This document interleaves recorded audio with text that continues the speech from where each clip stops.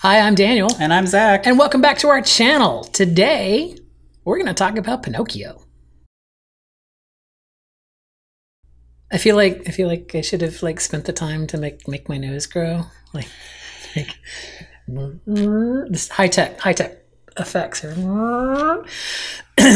Look at you with the thing there. All right. Hi everyone. Welcome back.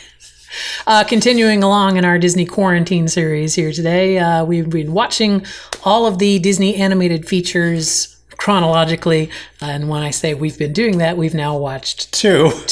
And this one we watched like a week and a half ago. We had some other issues come up.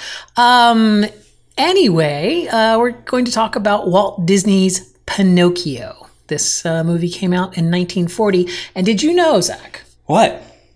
That sounded natural, didn't it? Did you know, Zach, that this movie, Pinocchio, shares something in common with the latest animated feature, Onward? Whatever could that be? Pinocchio was not a commercial success when it first came out because of World War II, which had broken out and cut off the Asian markets from actually seeing Pinocchio. It wasn't until the reissue of Pinocchio in 1945 that it actually became profitable. So, much like Onward, which was released right on the heels or right in front of the coronavirus and was set aside. So, hopefully one day Onward will make, because we saw Onward, really liked Onward. But yeah, hopefully Onward will make some money there. So, there you go. Now you know. And knowing is some percentage of the battle. Yeah, it's between 45 and 55% of the battle. Anyway, Pinocchio. But first, before we talk about Pinocchio, let's get to the main attraction here, which is, of course, for every Disney animated feature that we watch, we come up with a beverage to enjoy. And today is no exception. What are we drinking today? We are drinking Jiminy's Conscience. Jiminy's Conscience. Which is basically a grasshopper. Can you record this on your phone? Yes. Okay. So I was told last time that our keyboard was dirty. So someone don't look at our keyboard. Jiminy's Conscience is made with ice.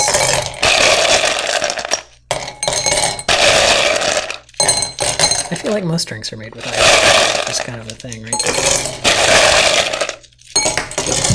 Here's the thing. I have a bar kit with a shaker and stuff, and I took it with me on Thanksgiving to make cocktails for Thanksgiving, and then I completely left it behind. All right, so that's why I don't have a shaker here. So this is going to take cream de menthe. So we're going to use 1 part cream de menthe.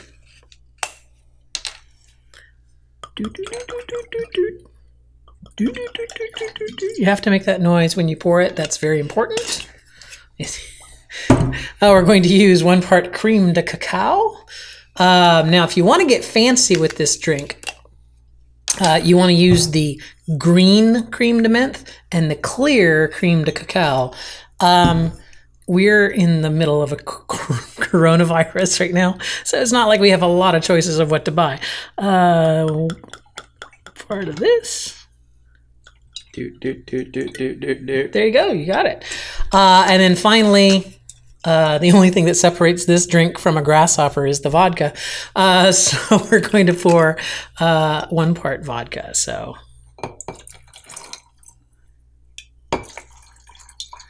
all right, that is, what was it called? Jiminy's Conscience. Jiminy's Conscience, which is weird because Jiminy is the conscience. Oh, and finally we're going to pour in some heavy cream, or in our case half and half because we don't have heavy cream. So a little bit of heavy cream. There we go. This is Jiminy's Conscience, which feels like it should be called, thank you, you can finish. You can be done recording. It feels like it should be called Pinocchio's Conscience, don't you think? It's like Pinocchio's Conscience? And I guess they figured Jiminy's green. The drink, if you make it with the green cream de menthe, is green. Yeah, well, Jiminy's not so much green as he is kind of gray, so this is kind of a gray one here. So here we go, Jiminy's Conscience. It smells very minty. Great. It's like You ever had those Andes mints? Yes. Yeah. I think those are in every old lady's house. Yeah. It tastes like an Andes cream mint. It's quite good. It's actually very good. I like it. If you like mint, like those little chocolate minty things, yeah, you know what I'm talking about. Sure you do. Let's talk about Pinocchio, or as we like to call it, Pinocchio. Pinocchio. It's not really called that. What did you think of Pinocchio? Both better and worse than Snow White. Again, these older movies that are less than an hour and a half long somehow manage to feel about twice the length. I think it is in the editing. It is in the storytelling, the editing, and we are just used to modern day film techniques. Very rapid fire. Like we're probably one of the I don't want to say few, but we're definitely a YouTube channel that does not abide by the 25-second rule, which is you never keep a camera shot for longer than 25 seconds. So if you watch YouTube videos, sometimes you'll see where like it's 25 seconds and then suddenly it's like zoomed in and it's like them talking and then suddenly it's zoomed back out. And it's like they're subscribing to that 25-second rule of like, you have such a limited attention span that we have to change the picture every 25 seconds or you'll drift off and go somewhere else. See, we think more of you than that. Yes. Except for Vera. But that's a totally different story. So that's one of our viewers, by the way. Hello, Auntie Vera. Animation in Pinocchio is, I mean, it's 3 years later, so things have come a long way in terms of animation quality. Animation, special effects, etc. are all around better than Snow White. There weren't any scenes in Pinocchio that I felt, you know how Snow White kind of had that, it's not Uncanny Valley, but that you're looking at it and you're like, something about this isn't right. Yeah. I think what it is they definitely made money off of Snow White and the Seven Dwarfs, enough so that they could upgrade their equipment and hire more people, because it definitely showed in this product. The animation was gorgeous. It was very smooth. The multiplane camera where they zoom in on the backgrounds in kind of a parallax fashion was drawn to enough resolution that it didn't look like you were just zooming in on a photograph and it was getting blurrier as it came along, which happened in Snow White a few times. This was very nice. Like, I think some of the things that I've read online about some of the techniques they used included making mechanical, like cars looking more natural, smoke and rain looking more natural. Just a lot of really gorgeous animation in this film.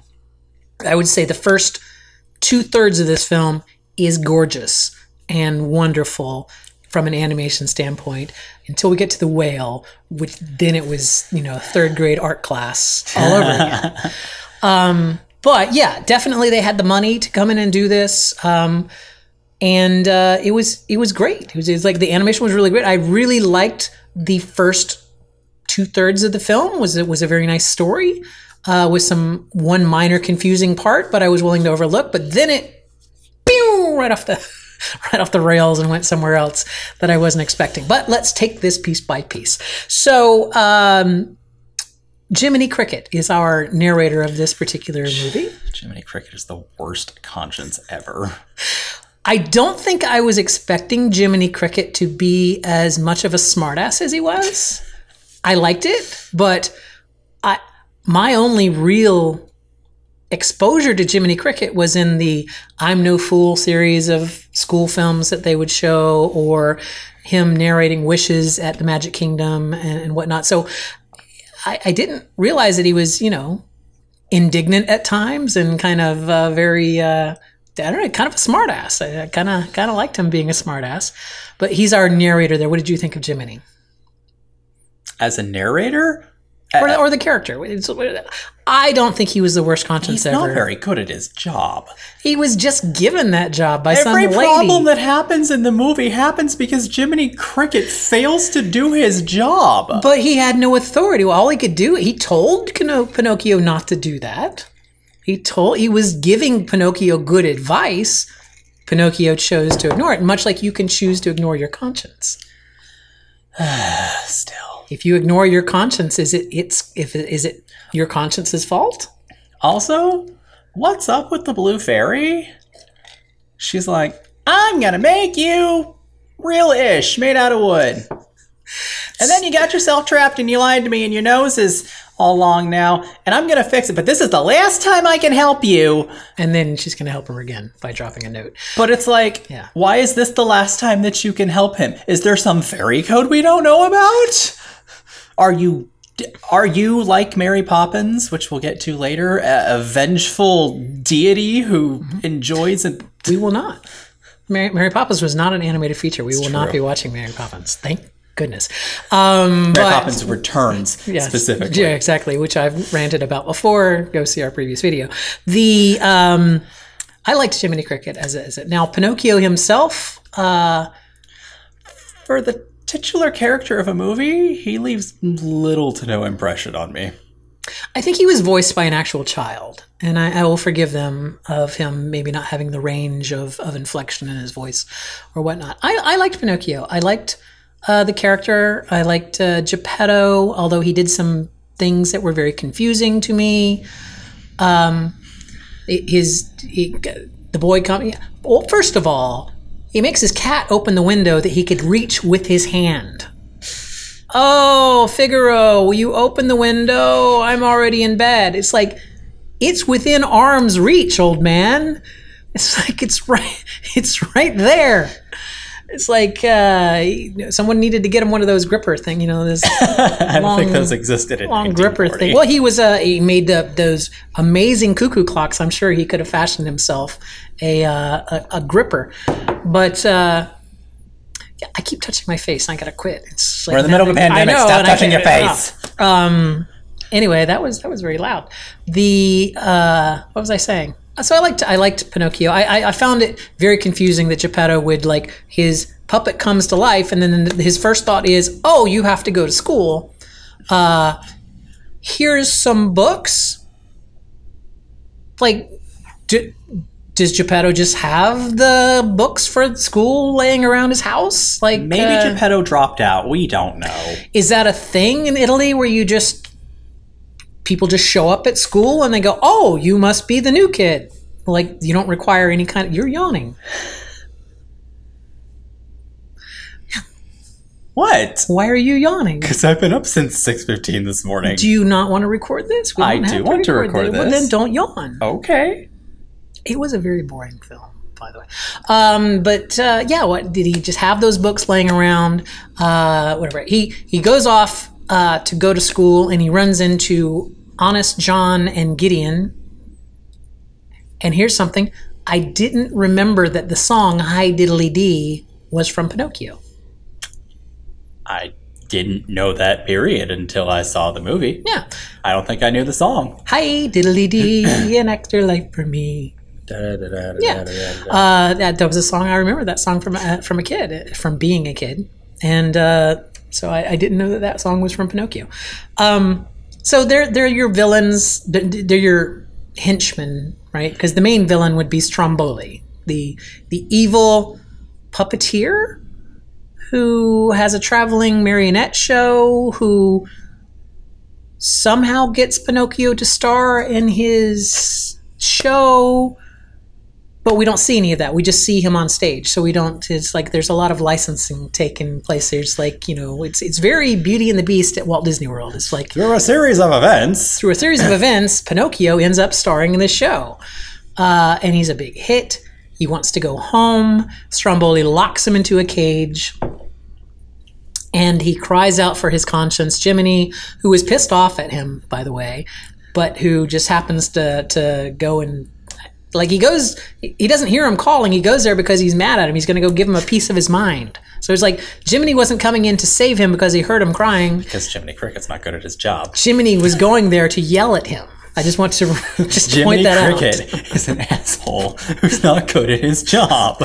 So then Jiminy gets there. Pinocchio lies. His nose grows. The blue fairy makes his nose go back to the normal shape and says, don't ever do that again, and I can't help you again, but here I'm going to release you. And they escape.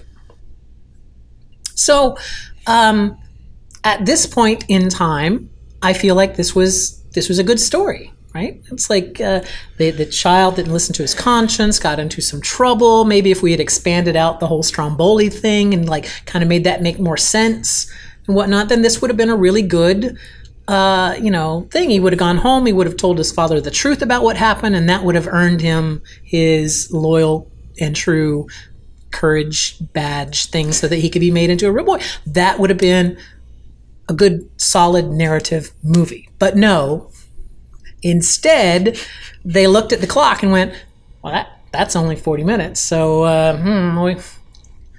guess we got to do some other stuff. Hey, what if we had another bad guy who, by the way, doesn't even have a name? He's not even he doesn't have, his character doesn't have a name. His character's name in the script was a coachman. A coachman. So the bad guy here who kidnaps boys doesn't even have a name. Don't even know his name. He gets Honest John and Gideon to, hey, if you bring me some boys, then I'll give you some money. Why boys and not girls? Never explained. Doesn't matter. They go to Pleasure Island, which I was excited about because if you'll recall, Disney used to have a theme park for alcoholics called Pleasure Island, which I used to go to all the time as a youngin'.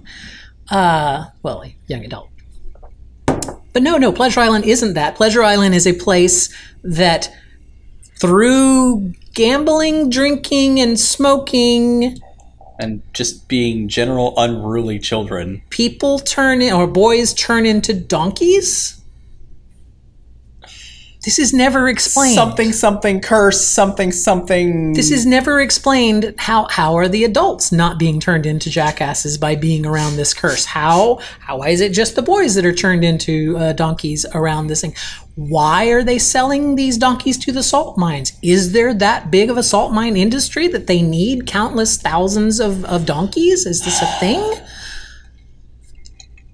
It happens. These are questions. It's never explained. Never. And we'll never know. Never explained, but it's okay because Jiminy comes and helps Pinocchio escape from the billiard ball house to not turn into a donkey. His companion, his friend that he's there with, what was his name? Lampwick. There is an M in Lampwick. For some reason, I thought it started with an M. His friend, his companion that he was playing pool with, Lampwick, not so lucky, turns into a donkey. This is a kid's movie. That was a horrifying scene. To hear a young child scream out for his mother as he's turning into it, that was terrifying. If I was a child, I would be terrified at that scene. But it's 1940. So Jiminy Cricket gets him out, takes him back to Geppetto's house, and then they all live happily ever after.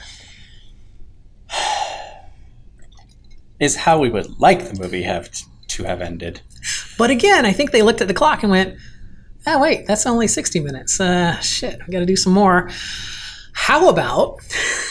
You're going to have to edit that out. What? Your swear word. How about if we have them look through the window and no one's inside the house? Geppetto's not there. Figaro's not there.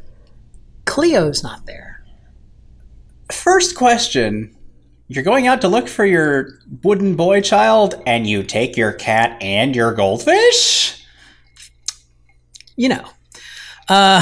That's kind of a thing. Your cat maybe could be helpful, but what is your goldfish gonna do? So he took his goldfish, but more disturbingly than that, there are cobwebs going to Figaro's bed and on Cleo's table. Just how long have they been gone on Pleasure Island? Because it seems like I don't know how Italy was in the 40s. Maybe it was very dirty. Maybe spiders built their just appeared out of thin air, out of nowhere. But it seems like he was gone for long enough for there to be dust and cobwebs to be all around his house. That was very confusing. But a small blue dove comes down from the head. I can't help you anymore. and drops a note on the ground. And the note reads, do I have the exact wording of the note here? Because let me just ask you this. Just suspend your disbelief for a moment. If you heard this note. Okay, so they get a note stating that Geppetto had ventured out to sea to save Pinocchio from Pleasure Island, which I guess he found out that he was at, but was swallowed by a sperm whale named Monstro and is now living in his belly. How could you possibly know this? It's like if I got that note. Because she's the blue fairy. But they didn't know that. They just found a note on the ground that went, Pinocchio, your father has gone to sea and is now in the belly of a whale, but he's okay. He's alive in the belly of the whale. How would you know this? Pinocchio and Jiminy go out to find Monstro, the whale. Now it is asserted, or at least explained to us through actions at this point in time, that Pinocchio is a puppet and doesn't need to breathe. So there's no problem with him walking along the floor of the ocean with rocks to hold him down. And he's like walking along the floor of the ocean there. He doesn't need to breathe. He's okay. He's not a real boy, remember? Jiminy Cricket, magic, something, he can breathe in weird ways, but don't think about it too much, otherwise it all falls apart. I'm gonna chalk that up to, like, you know how insects like can walk around on water when there's no way to walk around on water? It's a magical insect power they must have to be able to breathe. They find the whale, they enter the whale, they then light a fire inside the whale to get the whale to sneeze. By the way, that's not how this works. That's not how any of this works. The whale sneezes. They leave the whale on their raft that has been built, and they go and they leave the whale. And then the whale starts chasing him. Now this, as much credit as we give Walt Disney Animation for Lion King and things where they study the movements of animals and they have very realistic animals, this is not how whales work. This is not how whales work. We should just call this video, "This is not how whales work." This isn't how whales work. Regardless, it's very dramatic, very like, through the waves, them crawling. They wind up on the beach, and Pinocchio is laying face down in the sand when Geppetto wakes up, and Jiminy wakes up, and they see Geppetto, and Geppetto and Jiminy see Pinocchio, and he is dead, and they mourn him. Now, we've already established that he doesn't need to breathe. And he's not broken apart into a million pieces, which would be like the... If that was the case, then, it's understandable. Grieve your broken puppet boy. Why is he dead? Like, how did he die? How did he die? He didn't drown. He didn't get broken into. He died because the plot required it. So now he's dead. And they take him home and put him in the bed, because it's what you do with a dead puppet. And then the Blue Fairy brings him back to life as a boy. He's earned because he was courageous to save his father. He becomes a real boy. Geppetto, dad, father, whatever it was, father, I'm a real boy. Because everyone in the 1940s called their parents mother and father. And there you go. And then you get that lovely dancing scene that we've all seen of Geppetto and Pinocchio. Geppetto playing the accordion and Geppetto and Pinocchio dancing. Very lovely, very great. I feel like I'm just narrating this whole film. You're not really helping here. I wanted to take another drink. And then Jiminy gets his conscience badge, and the movie ends, and... You're doing a heck of a job, Jiminy. That's it. Gets a big badge. There's really not a lot to this movie. There's not a lot of plot to this movie. So... And it's just... Yeah. It goes... You're right. It goes off the rails in the last third of the movie, and it's like, it's good-ish... And then it just tanks. You know what it is? It's a good children's movie for children that don't ask questions. Because if you have a child and you watch this film with them and they're not asking questions, like, wait, what happened? Wait, what? How? Why? How? Why? Why would that happen? Why did he take his goldfish to go to the belly of... How is the goldfish Also, in the belly of the whale, yet still in a fishbowl inside the belly of the whale? Because he's a goldfish, not a saltwater fish. So those two things are interchangeable. Like, exactly how... What's the physics at work here? Figaro and Cleo are the best characters in this movie. Yeah. So, there we go. Walt Disney's Pinocchio. Better than Snow White, but their early films are rough. So next up on our hit parade is going to be, well, first of all, let's just say, did you like Pinocchio? Up until a certain point. I liked it better than Snow White, but I don't think I liked either of these first two movies very much. I liked it a lot more than Snow White because it wasn't a musical. There was very catchy musical numbers in this film. When You Wish Upon a Star, Hi Diddly Dee. I got no strings to hold me down. Yeah, lots of cute little songs in it. I like those, but it was a very dialogue-heavy movie, which I enjoyed. It told a story, it had a narrative, and I did enjoy that. Up until the last part, which just went off the rails. But I will say that I liked Pinocchio. It was a product of its time, and I am going to let it lay there as a product of its time.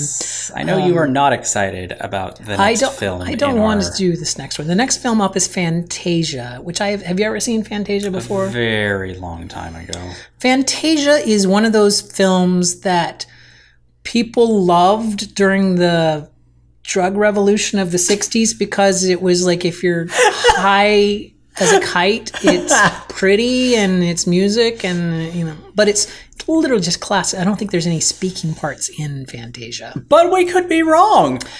We won't know. And it's also like 6 hours long. So I somehow don't think it's actually that long. I'm now going to look up how long Fantasia is. Hey, if you like what we do here on this channel, which during this period of time, we're reviewing Disney films and doing other things. We got some pin challenges coming up, which I know I keep teasing, but we do. We really do have some pin challenges coming up. Yeah, so if you like what we do here, make sure you give us a big thumbs up. Yes, thank you for sticking with us, even though we're not anything near regular in terms of putting out content right now, but nobody is. And if you have thoughts about Pinocchio, please leave them below in the comments. We would love to hear your take on Walt Disney's classic Pinocchio. Links to our social media profiles are in the doobly-doo down below. They are. Hey, and until next time, see you real soon.